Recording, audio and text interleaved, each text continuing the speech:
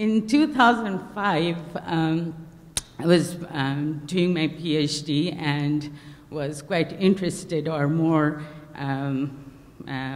engrossed by the mundane details of being a graduate student. So I was looking for a topic to do some research in.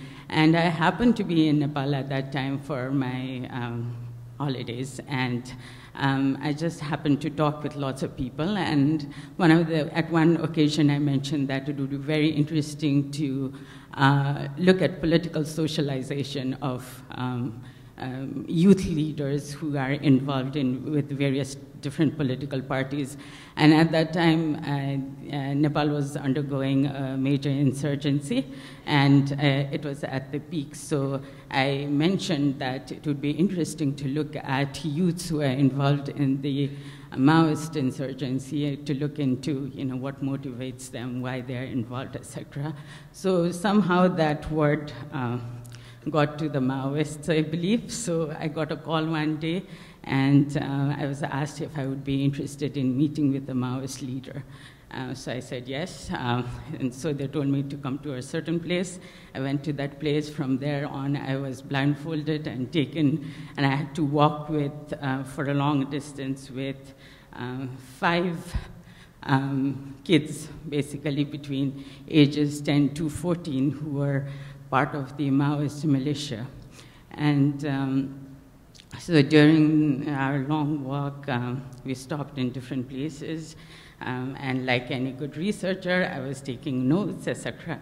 And there came a time when I asked the boys if they were scared about their lives. And while I was ready to take down my notes, one boy looked at me and he said, "Why should we be scared? Because we have been trained to escape if there is an attack. But you, on the other hand, would not know how to escape, so you are the one who is going to be killed, so you should be scared." That kind of brought me down to my place, but that evening I had to spend the whole night with them. So that evening there was a lot of joking, like I was playing with them, doing different things with them, talking, chatting, etc. The next day when I returned to the comfort of my home, one thing that kept on coming to my mind was the sense of human suffering. And one thing that I've been doing in my writing since then was to talk about how the sole concept of child soldiers and the need to separate the child from the soldiers, and going against the whole literature that talks about children being hardened by conflict, etc. So I just wanted to say that somebody mentioned being able to sleep at night. I have been motivated in my work by something that touches my heart.